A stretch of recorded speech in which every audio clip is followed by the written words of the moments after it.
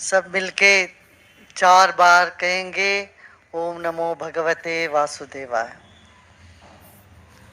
ओम नमो भगवते वासुदेवाय।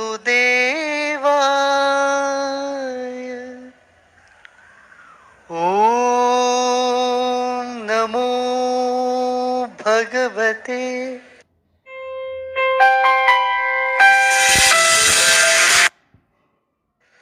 वासुदेवाय।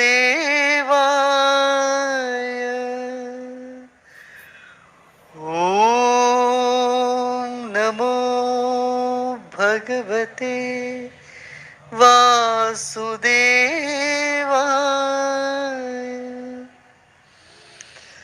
ओम नमो भगवते वासुदेवाय।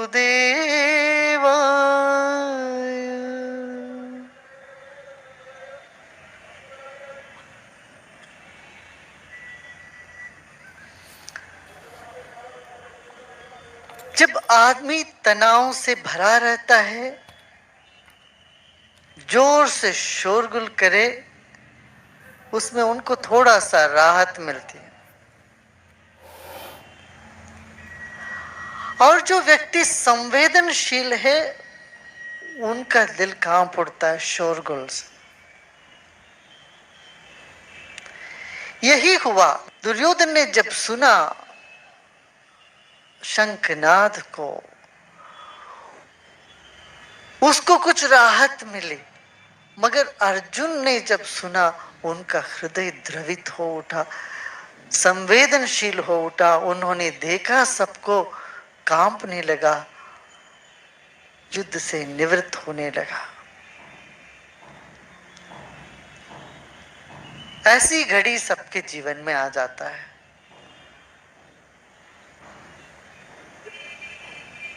जब हम संवेदनशील होते हैं, तब ज्यादा मुसीबत लगने लगती है। अक्सर लोग पूछते हैं अच्छे लोगों को क्यों इतना तकलीफ होता है। अच्छे लोगों को तकलीफ आती नहीं है,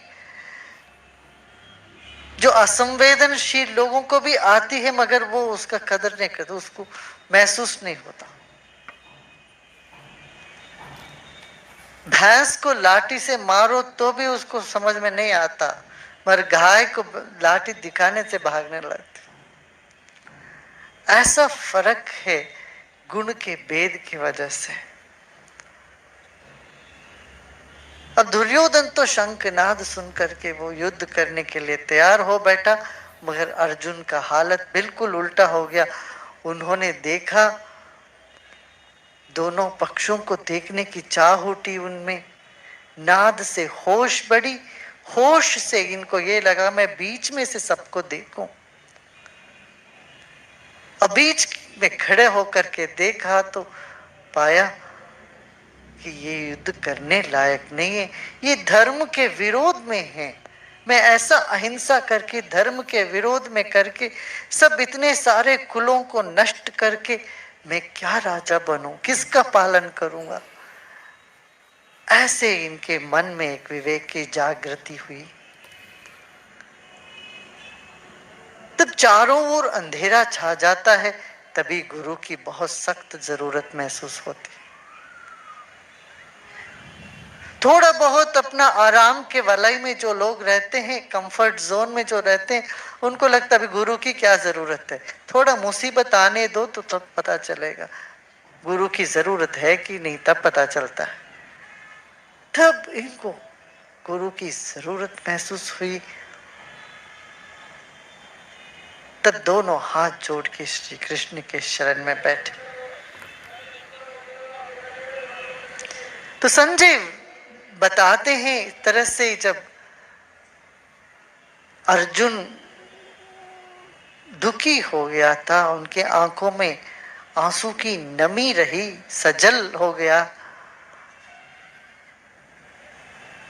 मधुसूदन श्री कृष्ण के चरणों में बैठ गया जमीन पे, और उनको मुस्कुराते मुस्कुराते श्री कृष्ण देखते हैं। करुणा से उनको देखते हैं।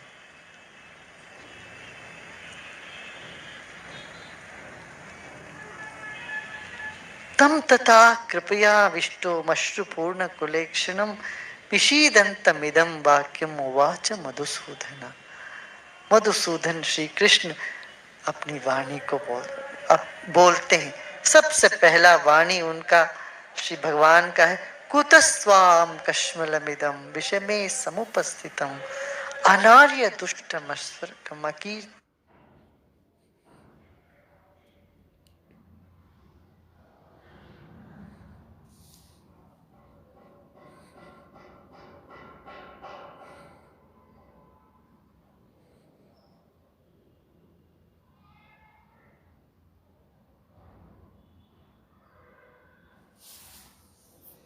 तुमको ये कोई समय है इस तरह से बैठ के शोक योद्धा के लिए?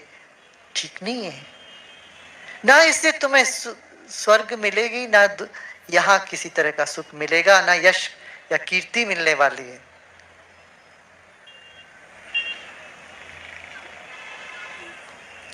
इस तरह की मन की क्लेश को छोड़ो, ये तुमको कहीं भी नहीं ले जाने वाला है।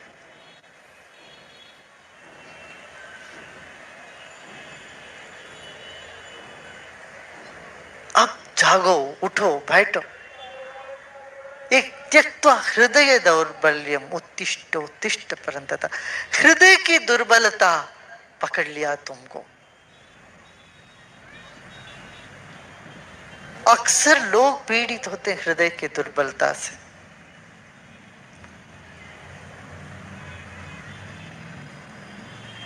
विवेक को समाप्त कर देती हृदय की दुर्बलता। क्या ठीक है क्या नहीं ठीक है सूझता नहीं। गलत को भी सही साबित करने लगते हैं वो हृदय की दुर्बलता के कारण। अब अर्जुन बोलते हैं, भगवान आप क्या कर रहे हो?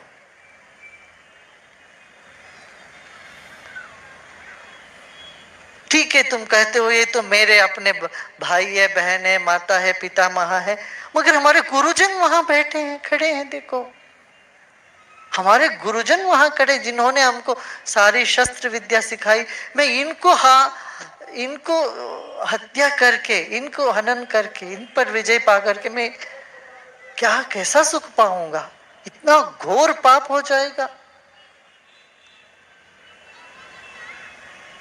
गुरु को हत्या करना इससे बड़ा कोई पाप नहीं है।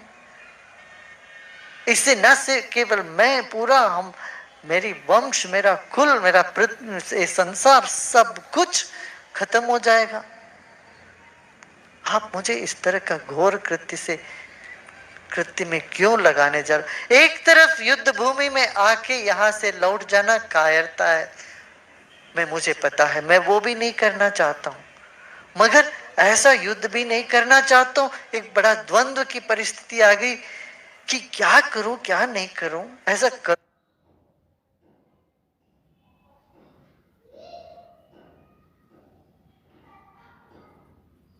करोगे तो भी मुश्किल, नहीं करोगे तो भी मुश्किल। मैं कैसे युद्ध?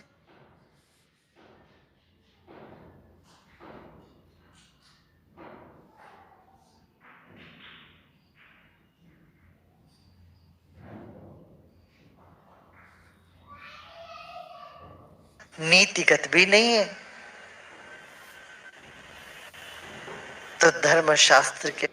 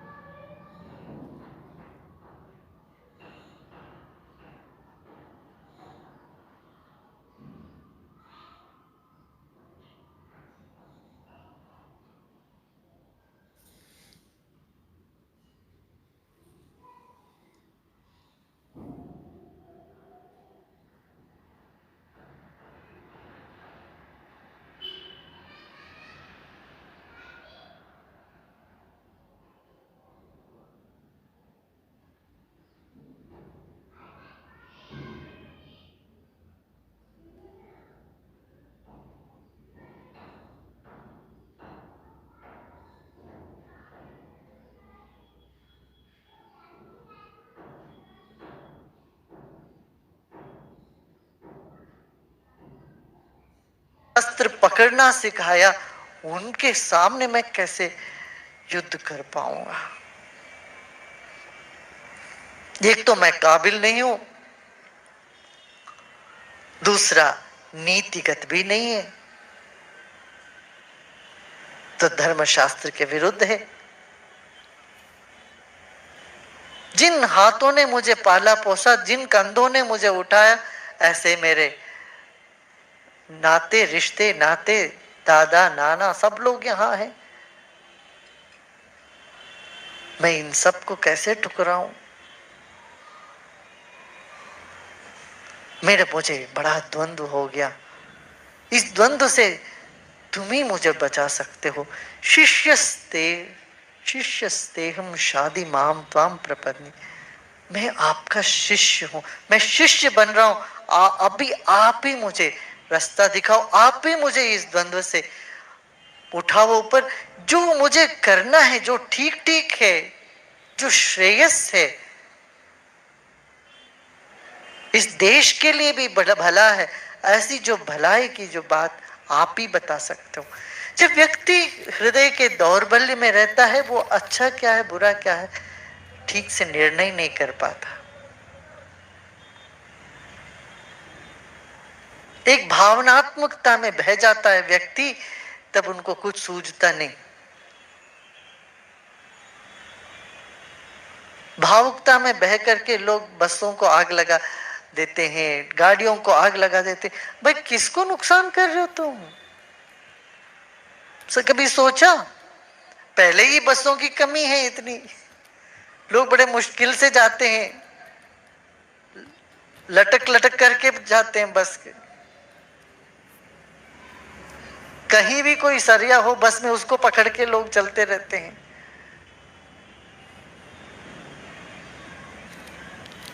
बस के अंदर ही नहीं, लोग पूरे बस के चारों ओर लिपटे हुए चलते रहते हैं बस। ऐसी हालत है जब यातायात की इतनी कमी है, आप उसी यातायातों को नाराजगी से आग लगा दोगे तो कितना और कितना मुसीबत होने लगी। क्यों? हृदय दौर्बल्य है।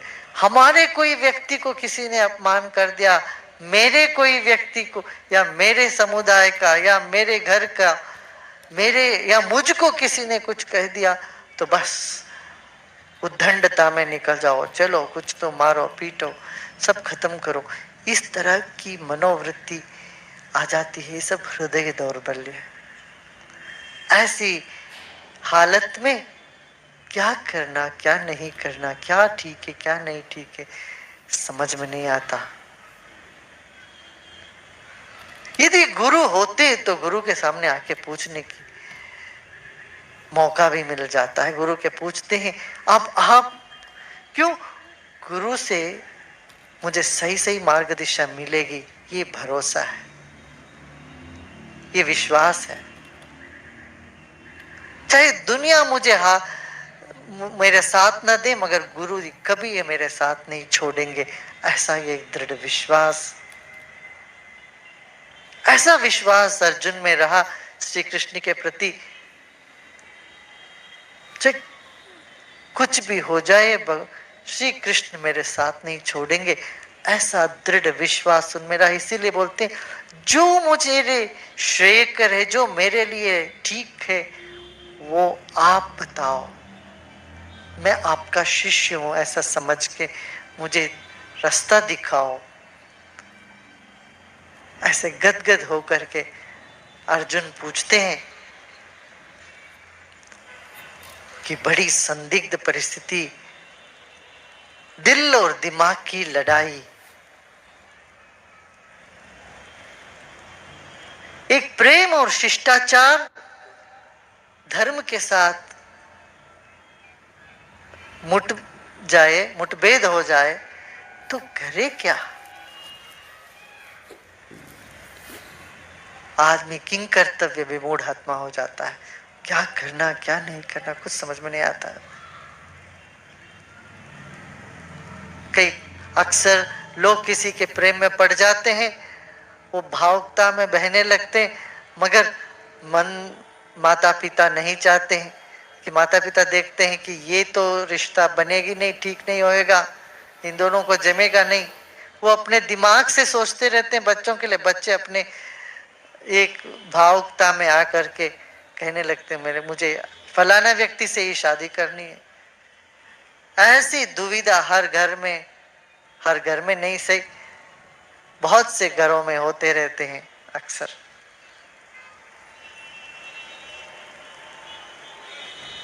तब गुरु की आवश्यकता है।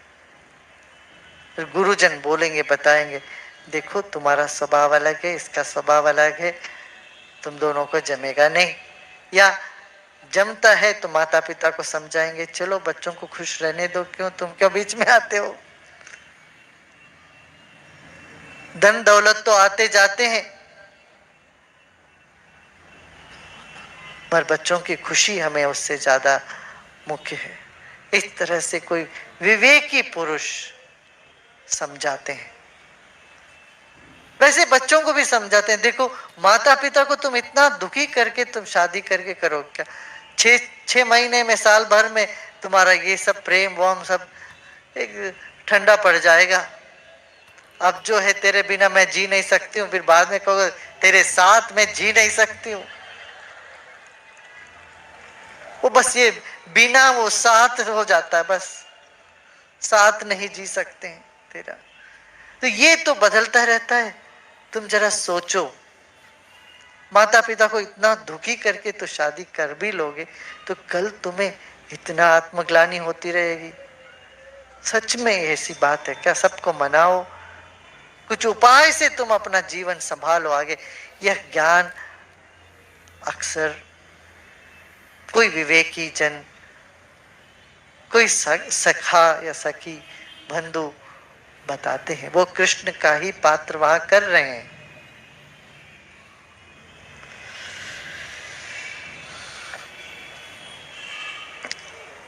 वही अर्जुन का दुख था कि नहीं प्रपश्यामि, मैं देख नहीं पा रहा हूं, कोई रास्ता नजर नहीं आ रहा है, चारों ओर अंधेरा हो गया, मेरा सब रास्ता बंद हो गई है।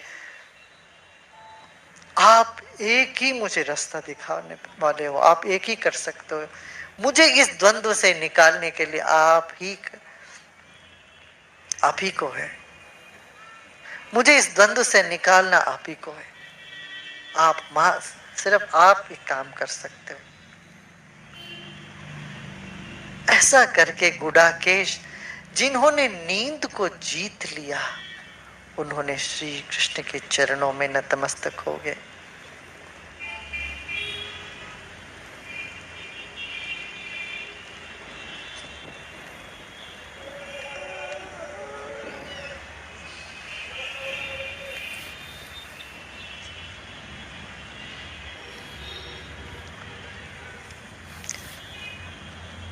जब कोई व्यक्ति दुखी होता है तो हम उनको सांत्वना देने के लिए उनके जाते हैं, उनके दुख को और मजबूत कर देते हैं। क्या, अरे बेचारे तुम्हारे साथ ऐसा नहीं होना चाहिए था, बड़ी बुरी बात हो गई, बहुत बुरा हो गया। अरे भाई तू तो गए इनको सांत्वना देने के लिए, हम अगर खुद रो पड़े।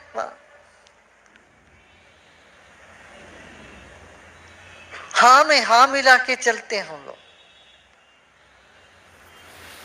हाँ बहुत बुरा हो गया तुम्हारे साथ, ऐसा नहीं होना चाहिए। दुखी व्यक्ति के को बहुत ज्यादा उपदेश देने मत जाओ, बहुत ज्यादा उनके दुख में साथ देने मत जाओ, या उसको एकदम टुकराने भी मत जाओ। कैसे वो दुखी व्यक्ति के साथ व्यवहार करना है श्री कृष्ण जानते हैं। उन्होंने सिर्फ मुस्कुराया, पहले बहुत ज्यादा भी हंसे नहीं, जरा सा मुस्कुराए, वो डोज पता और होना चाहिए।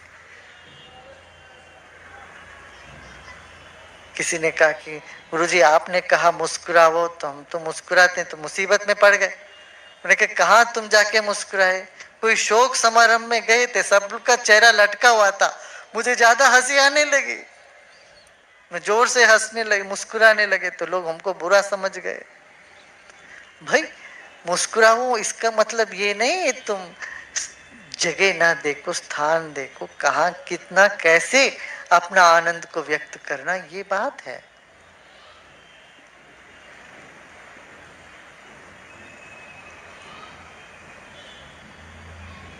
हाँ, तुमने समझ लिया ज्ञान से कि मरना तो सबको है, सब मरते ही हैं, क्या इस पर शोक आचरण क्या करना है। नाचो कूदो, अपना मस्ती में रहो, आत्मा तो अजर है, अमर है, गुरुजी ने कहा, शास्त्रों ने कहा। मगर सब ये बात समझे तब ना। आप जाके कहीं किसी क्या छोता है, क्या बोलते हैं, क्या बोलते हैं, हाँ, चौथा में जाके तुम वो करने लगोगे, किसी किसी का दे अंत संस्कार हो रहा है, वहां जाके नाचने लगोगे, तो लोग या तुम्हें पागल कहेंगे या डंडा मारेंगे, सोचेंगे हमारे दुख से इसको खुशी हो रही है, उल्टा समझने लगेंगे।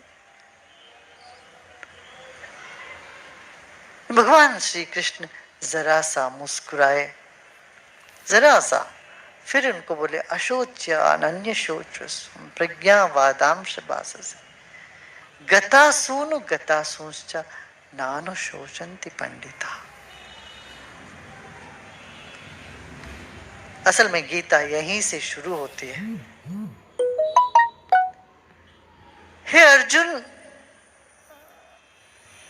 जिसके लिए नहीं शोक करना है तुम उसके लिए कर रहे हो। विद्वान लोग, जानकार लोग जो मर गए उनके लिए नहीं सोच आचरण करते हैं, दुख जताते हैं, या जो जी रहे हैं उनके लिए भी दुख नहीं जताते। मगर आप तो बात करते हो बड़े ज्ञानी के जैसे, पंडितों के जैसे, इससे पाप लग जाएगा, उससे वो हो जाएगा, सारा कुल धर्म सब नष्ट हो जाएगा, ऐसा हो जाएंगे तो हमारे पितरों को भी, जो हम पूर्वज है उनको भी तकलीफ हो जाएगी। ये तरह तरह की तुम बातें करते हो जैसे बड़े ज्ञानी हो, फिर तुम रो रहे हो कि जिसके लिए तुम्हें रोना लायक बिल्कुल नहीं है, तुमको बिल्कुल नहीं रोना चाहिए। यहां से कहते सांख्य योग। श्री कृष्ण वह योग बताते हैं जिसमें मैं कौन हूं या तुम कौन हो इसका ज्ञान कराते।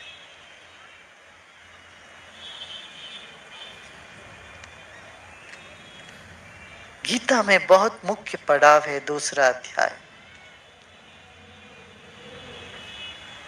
जीवन में जब तक दूसरा अध्याय नहीं शुरू होता है तब तक दुख ही दुख रहता है, ना कोई रस है ना कोई ज्ञान है। भगवान आए दूसरे अध्याय में,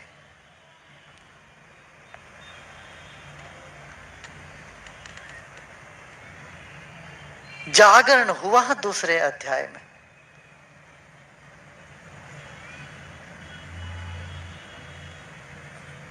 तो जिनके यहां दूसरे अध्याय भी नहीं शुरू हुआ है, मान लो आज ही से शुरू करना है,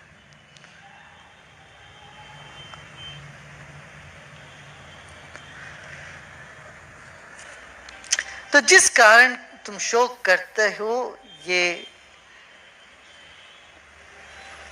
बिल्कुल अनुचित है, शोक करने लायक नहीं है। ऐसा कभी भी नहीं हुआ कि हम सब नहीं थे, हम सब नहीं रहेंगे।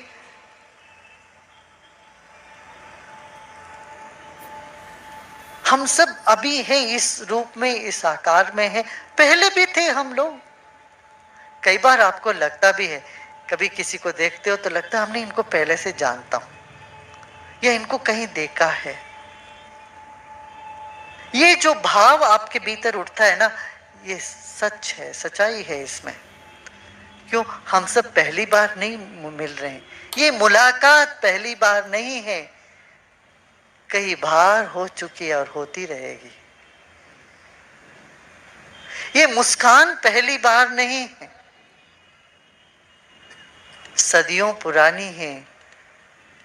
यह जिंदगी, यह दुनिया यह ज्ञान सदियों पुरानी है। कई बार इसी में हम गोता लगाते आए हैं, फिर भी नित नूतन है। वही गंगा है जो सदियों से बह रही है, फिर भी ताजा है। वही पुरानी धारा है जीवन की, फिर भी आज नित नूतन है।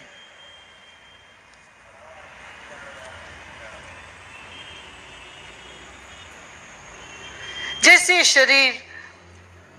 शरीर में कौमार अवस्था हुई, बाल्यावस्था हुआ, फिर युवावस्था हुई, फिर वृद्धाप्य हुआ, इसी तरह से नया शरीर भी मिलता रहता है।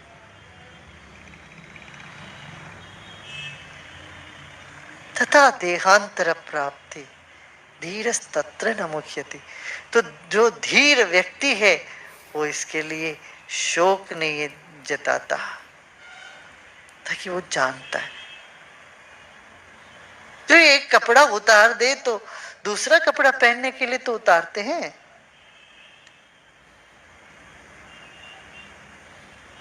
जैसे कपड़े हम बदलते हैं वैसे शरीर बदलते हैं। शरीर सिर्फ एक वस्त्र है। अर्जुन जागो जानो, कहाँ हो तुम, जाग के देखो। इस पूरे ब्रह्मांड में तुम्हारा क्या स्थान है, तुम कौन हो। अस्तित्व का कभी विनाश होता ही नहीं है। जो नहीं है उसका कभी अस्तित्व होता नहीं है।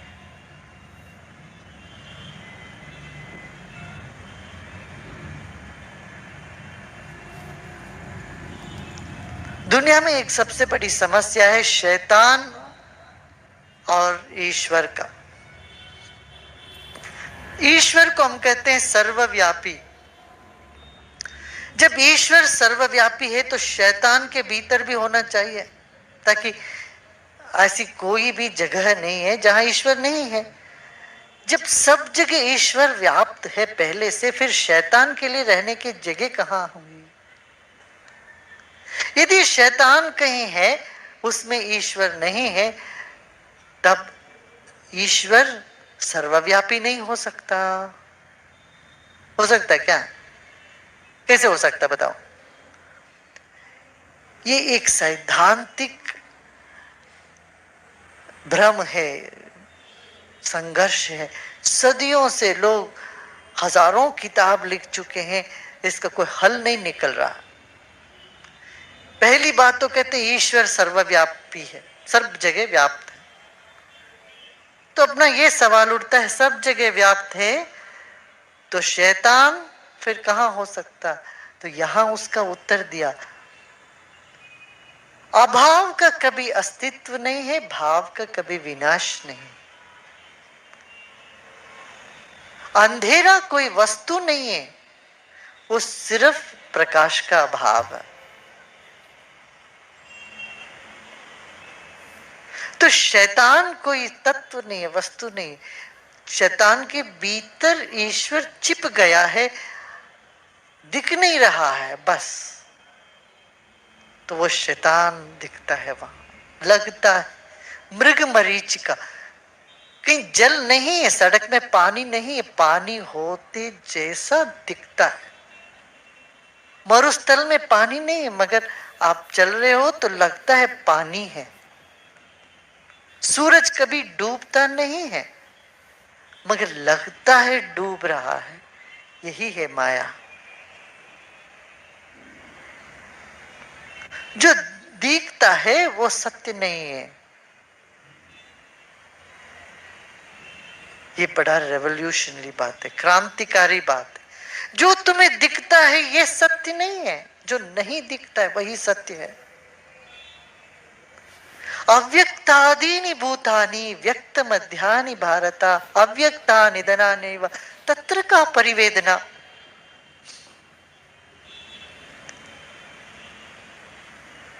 यह धरती, यह सूरज हजारों साल से है, यहां चली रही है। तुम अपने जन्म से पूर्व कहां थे, कौन थे? तुम्हारा उम्र याद करो, 30, 40, 50,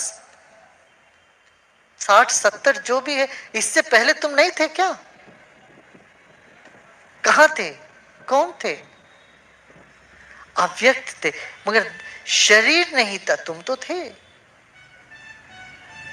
जरा सोचो, तुम अव्यक्तादीनि भूतानि।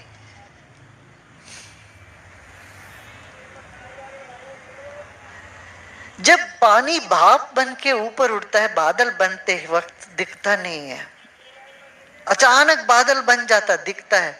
फिर बादल जब पानी बरस जाता है, फिर भी बादल नहीं दिखता, पानी ही हो जाता। फिर पानी, वही पानी बह करके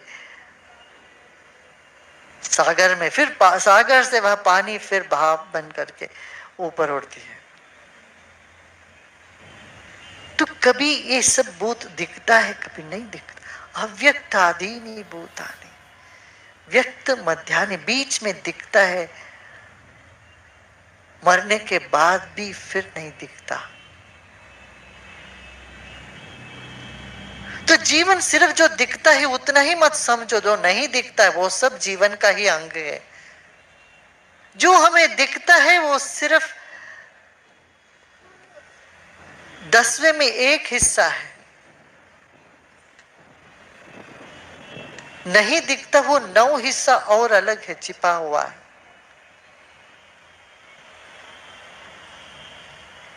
अर्जुन, तुम क्या पागलों की तरफ रो पड़ रहे हो?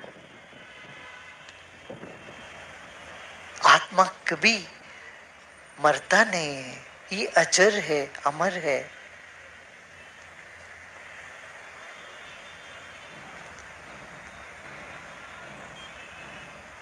बुद्धि ही हमें भ्रमित करती है, बुद्धि ही हमें दुख देती है।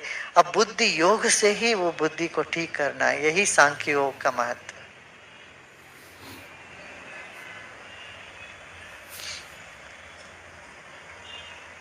मंद बुद्धि वाले बच्चों को ना दुख है ना सुख है। मेरे मुझसे पूछे तो ज्यादा सुखी रहते हैं, प्रसन्न रहते हैं।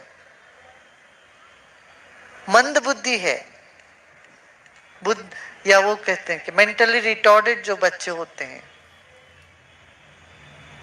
उनके माँ बाप को ज्यादा तकलीफ होते है, बच्चों को तकलीफ नहीं हो रही है। वो कहते वे बेचारे, कहते वो बेचारे नहीं, आप बेचारे हो। ईश्वर उनको अपने ढंग से देखभाल कर रहा है, उसको कुछ पता नहीं चल रहा। जिसको अनस्थीसिया देने के बाद, बेहोशी की दवा देने के बाद उसको डॉक्टर काटते पीटते, उनको कुछ नहीं लगता, पता ही नहीं चलता।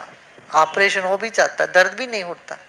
इसी तरह से जब बुद्धि कम होता है तो उस वक्त कुछ लगता नहीं है, और ये बुद्धि जिनमें है उन्हीं को दुख का भी ज्यादा महसूस होता है। तो बुद्धि से ही उस दुख को हटाना है, वही सांख्य योग है। दुख से बचना नहीं, दुख से ऊपर उठना है। हम अक्सर पंडितों के पास जाते हैं, ज्योतिषियों के पास जाते हैं, भागते हैं, दुख से किसी तरह से बचाओ, बचने के लिए। जाके देखो दुख किस बात की है, नासमझी के कारण।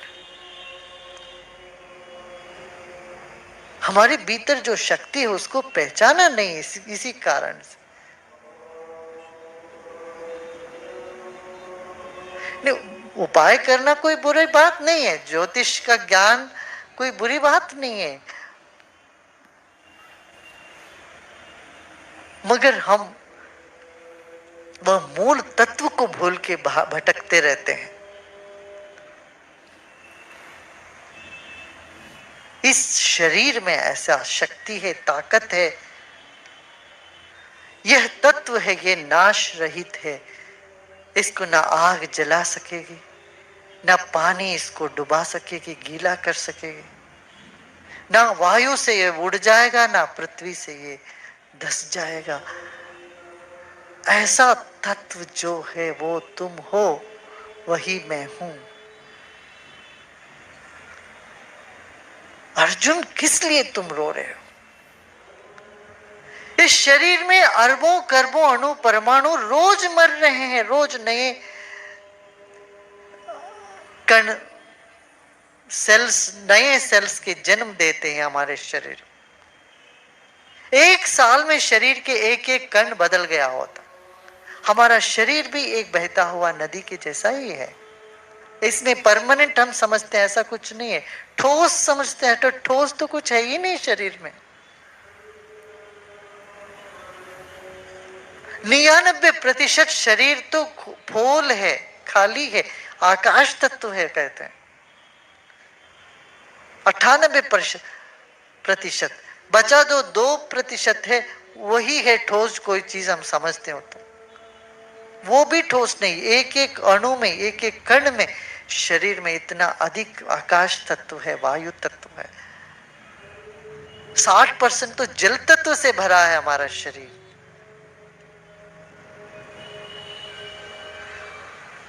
तो ये शरीर में सब कुछ बदल रहा है, मगर इन बदलता हुआ संसार और शरीर के भीतर कुछ है जो बदल नहीं रहा, बदलता नहीं है, अनादिकाल से चला आ रहा है, कभी उसकी मृत्यु नहीं हुई। जीवन का केंद्र कभी बदला नहीं, वो अटल है।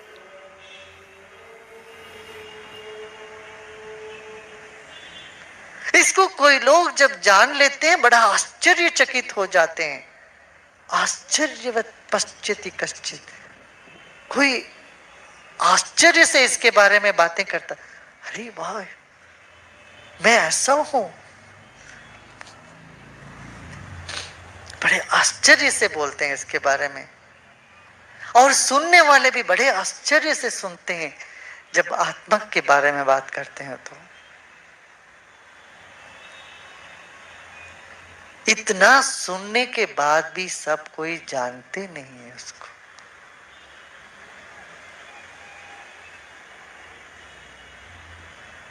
ऐसा तत्व तुम हो अर्जुन, बंद करो ये क्या तुम रो रहे हो।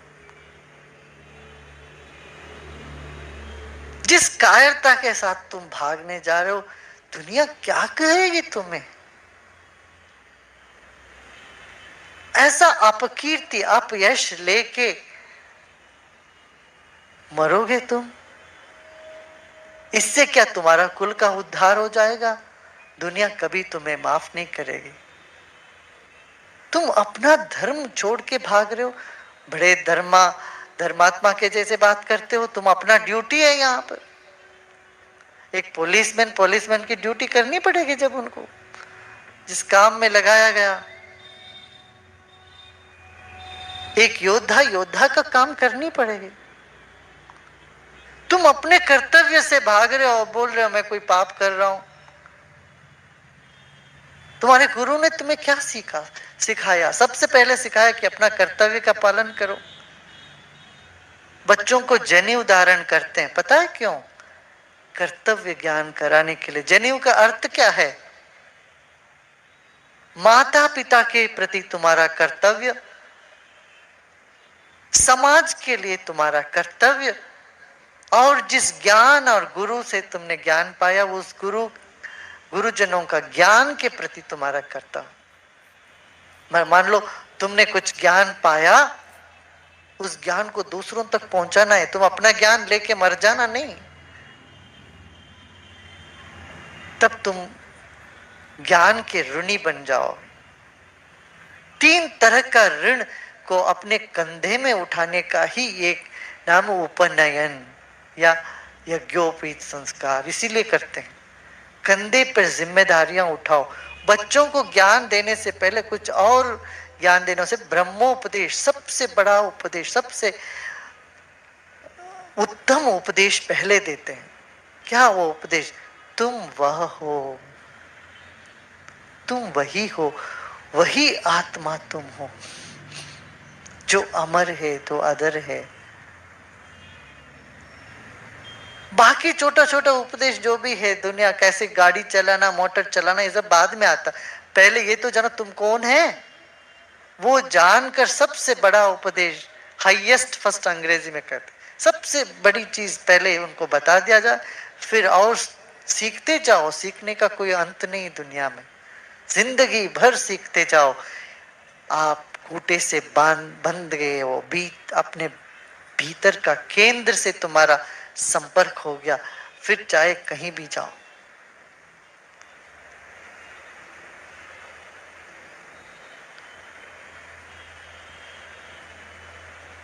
जब चक्के का अर उसके केंद्र से जुड़ जाता है, केंद्र तो छोटा होता है, बीच में होता है, उसके साथ वो अर बोलते हैं, क्या बोलते हैं, अर जो जुड़ जाता है तो फिर चक्का चलने लगती है।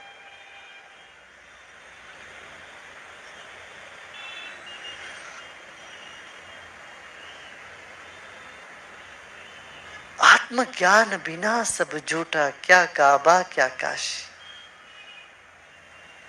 युद्ध भूमि में दुखी अर्जुन को सबसे पहले भगवान दे क्या रहे हैं? आत्मज्ञान।